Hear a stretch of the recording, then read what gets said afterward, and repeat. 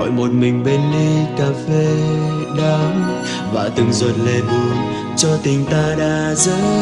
Từng giọt cà phê rớt cho lòng đau, ngọt ngào rồi chát đắng, giống như tình ta bây giờ chỉ là xót xa.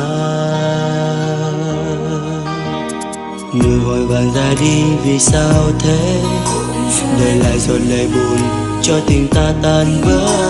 Cuộc tình người trao giống ly cà phê, người lạnh lùng nỡ đá uống xong rồi đi, như trò chơi đã không còn gì. Từng giọt cà phê rơi trong màn đêm vắng giá, nghe nhói trong tim giọt lệ đã tuôn trào. Chỉ một lần yêu cho ta mang bao khổ đau, em dối gian chỉ cho tình ta tan vỡ mau. Người đã đành tâm quên đi tình xưa nghĩa cũ, em quá mê bao vui sướng trong đời. Bỏ lại nơi đây con tim đau thương lẻ loi, đêm vắng cô đơn ly cà phê với tôi.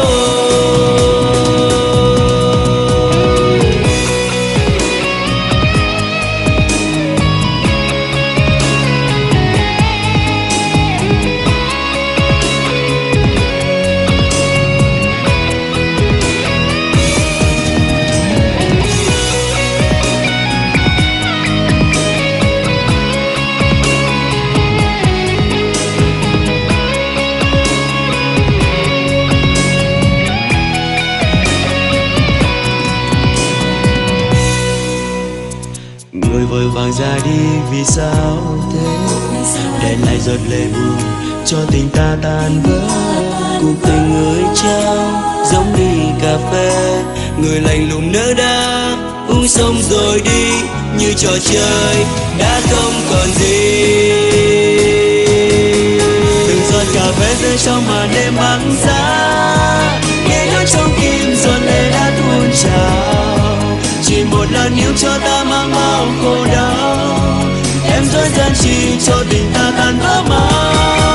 Người đã đành tâm quên đi tình xưa nghĩa cũ, em quá mê bao vui sướng trong đời. Bỏ lại nơi đây con tim đau thương lẻ loi, đêm vắng cô đơn ly cà phê với tôi. Từng giọt cà phê rơi trong màn đêm vắng giá, nghe nhói trong tim giọt lệ đã tuôn trào. Chỉ một lần yêu cho ta mang bao khổ đau, em dối gian chỉ cho tình ta tan vỡ mau.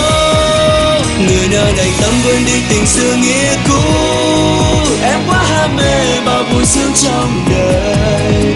Bỏ lại nơi đây con tim đau thương lẻ loi, đêm vắng cô đơn ly cà phê với tôi.